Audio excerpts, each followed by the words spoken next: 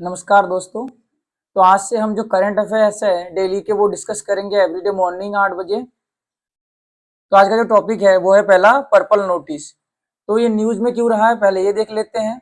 प्रवर्तन निर्देशालय यानी ईडी ने इंटरपोल के माध्यम से अपना पहला पर्पल नोटिस जारी किया। ईडी ने इंटरपोल के माध्यम से अपना पहला पर्पल नोटिस जारी किया, इसलिए बहुत इंपॉर्टेंट है।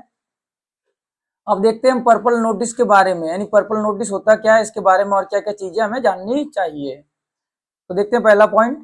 इंटरपोल 8 प्रकार के अलर्ट जारी करता है, जिसमें से पर्पल नोटिस भी एक प्रकार का अलर्ट है। इसका उद्देश्य क्या होता है? पर्पल नोटिस जारी करने का उद्देश्य, यहाँ विशेष रूप से अपराधियों द्वारा उपयोग किए जाने वाले कार्य के तरीकों, वस्तुओं, उपकरणों और छिपाने की पद्धतियों के बारे में जानकारी प्रदान करने के लिए जारी किया जाता है। जैसे कि मान लीजिए जो भी अपराधी है वो क्या क्या किस तरीके के तरीके अपना रहे हैं उस काम को अंजाम देने के लिए, अपराध को अंजाम देने के लिए, किस प्रकार के वस्तुओं का उपयोग कर रहे हैं या उपकरणों का उपयोग कर रहे हैं, या उसको छुपाते कैसे हैं, कहाँ छुपाते हैं, इस प्रकार की जानकारी देने के लिए पर्पल नोटिस को जारी किया जाता है। इंटरपोल द्वारा जारी किए जाने वाले अन्य नोटिस कौन कौन से हैं? एक है red notice, yellow notice, blue notice, black notice, green notice, orange notice, और हाल ही में एक पायलट प्रोजेक्ट के रूप में चलाया जा रहा है पायलट चरण में, वो है सिल्वर नोटिस। और येलो नोटिस एक और हो जाता है। तो हमारे पूरे 8 ये नोटिस जारी करता है इंटरपोल। इंटरपोल संयुक्त राष्ट्र सुरक्षा परिषद विशेष नोटिस, यह भी एक तरह का नोटिस है जो कि इंटरपोल के उसमें जारी होता है। ये किस लिए जारी किया जाता है? तो यहाँ उन संस्थाओं और व्यक्तियों के लिए जारी किया जाता है जो संयुक्त राष्ट्र सुरक्षा परिषद प्रतिबंध समितियों के निशाने पर होता है। मतलब यहाँ ये जो इंटरपोल का संयुक्त राष्ट्र सुरक्षा परिषद विशेष नोटिस होता है, ये खासकर किसी व्यक्ति के रूप में भी व्यक्ति के लिए जारी किया जा सकता है, या उन संस्थाओं के लिए भी जारी किया जा सकता है जो कि संयुक्त राष्ट्र सुरक्षा परिषद की जो समिति होती है, समिति के निशाने पर, मतलब उनके नजर में रहते हैं। तो आज का हमारा दूसरा टॉपिक है करंट में, राष्ट्रीय आपदा प्रबंधन प्राधिकरण। ये क्यों न्यूज में है हाल ही में? तो प्रधानमंत्री ने एनडीएमए में 2 नए सदस्यों की नियुक्ति की और 3 मौजूदा सदस्यों को 3 साल के लिए पुनर्नियुक्त की मंजूरी दे दी है। तो ध्यान रखना है 2 नए सदस्य इसमें नियुक्त किए गए, इसलिए हाल ही में न्यूज में है। एनडीएमए के बारे में देखते हैं। अध्यक्ष, तो एनडीएमए की अध्यक्षता प्रधानमंत्री द्वारा की जाती है। ये याद रखने वाला पॉइंट है, एग्जाम में ये पूछा जाता है अक्सर कि एनडीएमए के अध्यक्ष कौन होते हैं। यहाँ भारत में आपदा प्रबंधन के लिए सर्वोच्च संस्था है। संगठन के बारे में देखते हैं। इसे आपदा प्रबंधन अधिनियम 2005 के तहत गठित किया गया है। तो ये बहुत ही इंपॉर्टेंट है, यूपीएससी में इस तरह के क्वेश्चन अक्सर देखे जाते हैं। अधिकार क्षेत्र, आपदा प्रबंधन के लिए नीतियां और योजनाएं बनाना तथा दिशा निर्देश तैयार करना, ये इसके क्या है? अधिकार क्षेत्र है। विजन, यानी इसका उद्देश्य या विजन क्या कहते हैं, किस विजन के साथ आगे बढ़ते हैं? एक समग्र, सक्रिय, प्रौद्योगिकी चालित और सतत विकास रणनीति के माध्यम से सुरक्षित और आपदा रोधी भारत का निर्माण करना। तो ये सारी चीजें आपको याद रखनी है। आगे चलते हैं हम लोग। जो हमारा अगला टॉपिक है वो है यूएनटीओसी और यूएनसीएसी। देखते हैं हाल ही में न्यूज में क्यों आया। तो हाल ही में भारत ने एक भगोड़े अपराधी के प्रत्यार्पण हेतु अनुरोध में यूएनटीओसी और यूएनसीएसी का हवाला दिया है। तो इसीलिए ये न्यूज में आया है। देखते हैं सबसे पहले यूएनटीओसी, जिसका फुल फॉर्म है संयुक्त राष्ट्र अंतर्राष्ट्रीय संगठित अपराध अभिसमय। इसके बारे में कुछ पॉइंट्स देख लेते हैं। यहाँ संयुक्त राष्ट्र की एक संधि है जो अंतर्राष्ट्रीय स्तर पर संगठित अपराध से निपटने के लिए बनाई गई है। यहाँ एक संयुक्त राष्ट्र की संधि है जो कि अंतर्राष्ट्रीय स्तर पर जो भी संगठित अपराध होते हैं उससे निपटने के लिए बनाई गई है। इसे 2000 में अपनाया गया और 2003 से इसे लागू किया गया। ये दोनों पॉइंट बहुत इंपॉर्टेंट है, इसको याद रखना आप लोग। इसके 3 पूरक प्रोटोकॉल है। मानव तस्करी, क्या क्या प्रोटोकॉल है ये भी बहुत इंपॉर्टेंट जगह है। पहला है मानव तस्करी, दूसरा है अवैध प्रवासी तस्करी और तीसरा है हथियारों के अवैध निर्माण व तस्करी से संबंधित। ये 3 पूरक प्रोटोकॉल इसमें आते हैं। इसे पार्लेमो कन्वेंशन के नाम से भी जाना जाता है, तो ये ध्यान रखना आपको। यहाँ दुनिया की ऐसी एकमात्र बाध्यकारी कानूनी संधि है जिसके जरिए देश संगठित अपराध के खिलाफ कार्रवाई करने और सहयोग करने के लिए प्रतिबद्ध है। ये बहुत ही इंपॉर्टेंट लाइन है, इसको आपको याद रखना है। संयुक्त राष्ट्र ड्रग्स और अपराध कार्यालय यूएनओडीसी यूएनटीओसी के सचिवालय के रूप में कार्य करता है। तो ये ध्यान रखना, जो यूएनओडीसी है वो यूएनटीसी के सचिवालय के रूप में भी कार्य करता है। आगे चलते हैं।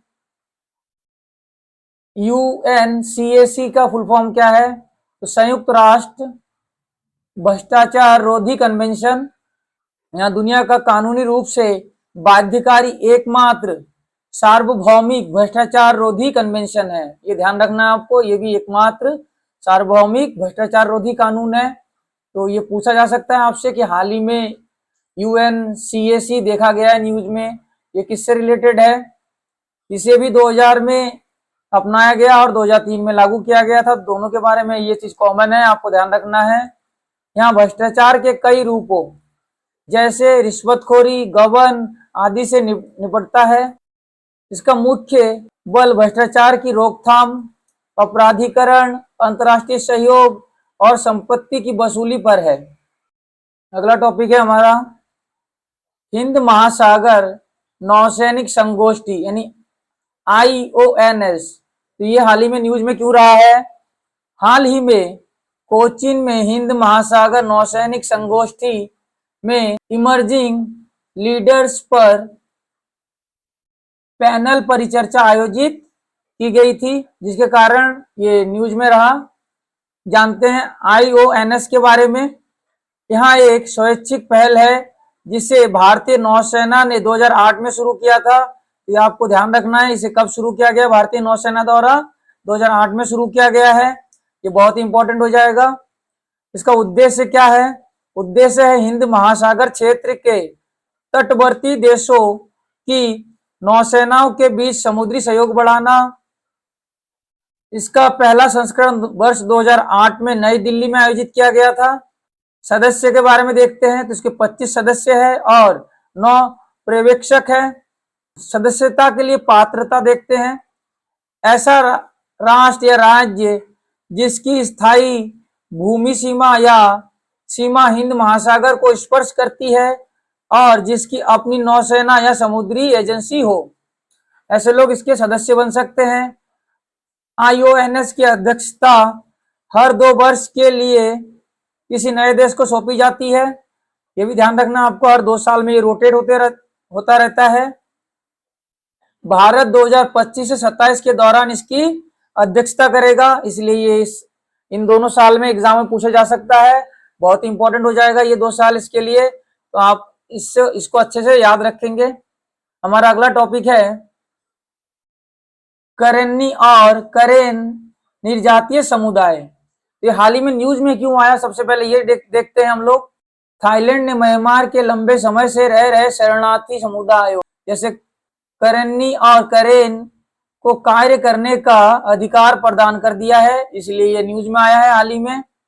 तो सबसे पहले तो ये भी ध्यान रखना है कि कहाँ की जनजाति है और कहाँ रह रही है। अभी करेन समुदाय के बारे में कुछ देख लेते हैं। करेन समुदाय करेन दक्षिण पूर्वी एशिया का एक बड़ा और बिखरा हुआ निर्जातीय समूह है। इनकी उत्पत्ति गोबी मरुस्थल, मंगोलिया या तिब्बत से मानी जाती है। दूसरा है करेन्नी समुदाय। करेन्नी समुदाय के बारे में देखते हैं। यहाँ म्यांमार का एक अल्पसंख्यक समुदाय है जिसे रेड करेन या कया भी कहा जाता है। ये सब छोटे छोटे पॉइंट्स आपको याद रखने हैं, यूपीएससी में इसी पॉइंट से स्टेटमेंट बना देते हैं। आगे चलते हैं हम लोग। रंजीत सागर बांध, ये हाल ही में न्यूज में क्यों आया, सबसे पहले ये डिस्कस करते हैं। भारतीय सेना ने रंजीत सागर बांध से भारी मात्रा में पानी छोड़ने के बाद बाढ़ग्रस्त माधोपुर हेडवर्क से फंसे हुए सीआरपीएफ कर्मियों और नागरिकों को सुरक्षित निकाला, तो इसलिए ये हाल ही में न्यूज में आया है।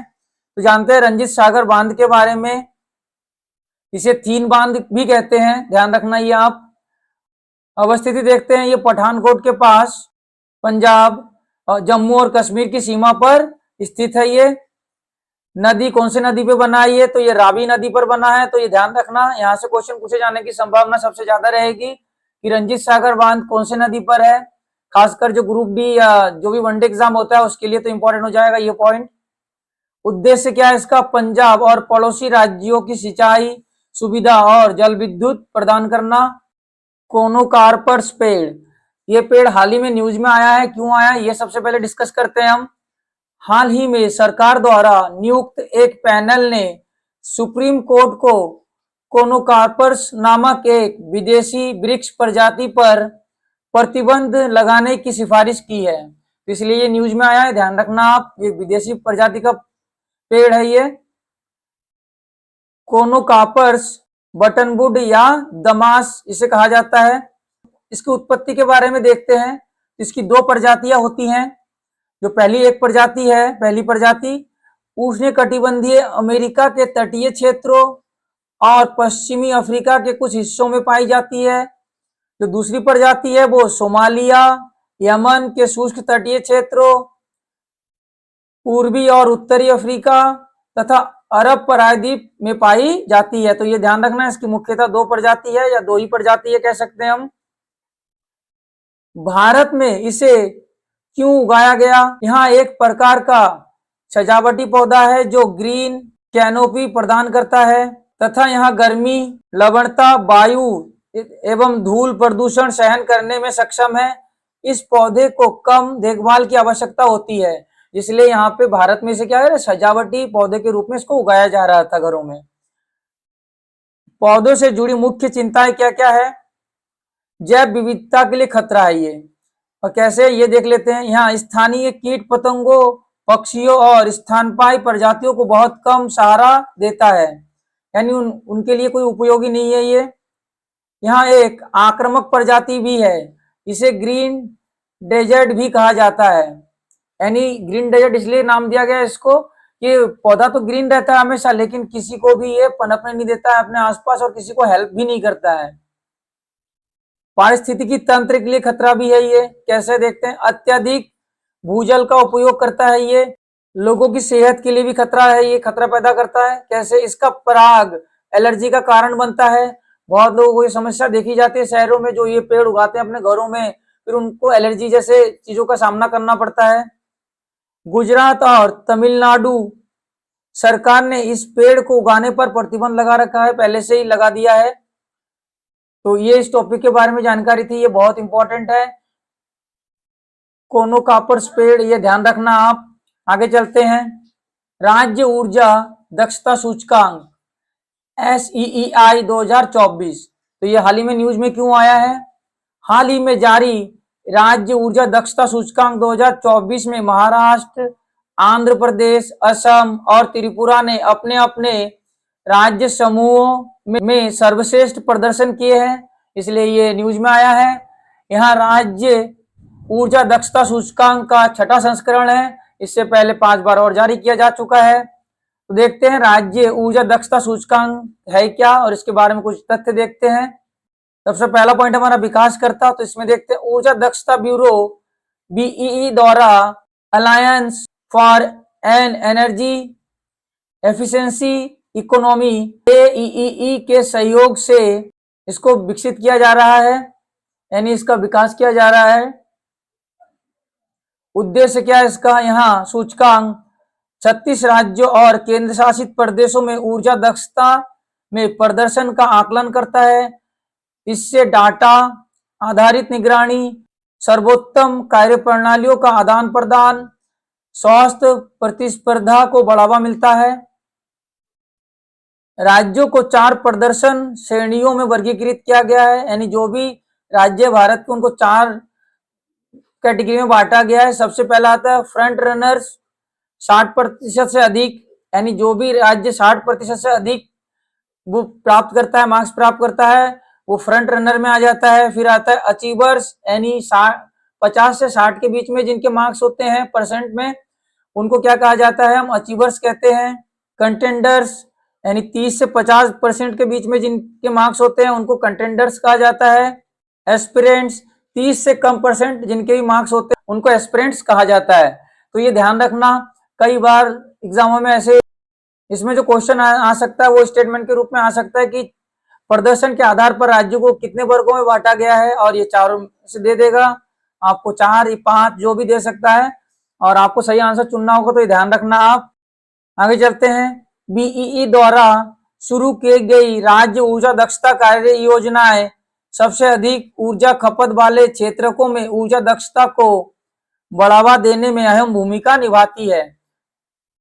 तो ये चीज आपको याद रखना है। इसमें पीटी के लिए जो भी क्वेश्चंस बनेंगे वो मैं आपको बताता चल रहा हूँ, आप लोगों को वो सारी चीज याद रखनी है और अपने डायरी में भी नोट्स करना है।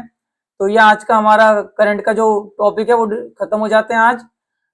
आप लोग इसको रिवीजन की, पीटी में जो भी क्वेश्चन यहाँ से आ सकते हैं वो आपको मैं बताता चल रहा हूँ, तो वो आप में डायरी में शॉर्ट नोट के रूप में बनाते रहिए।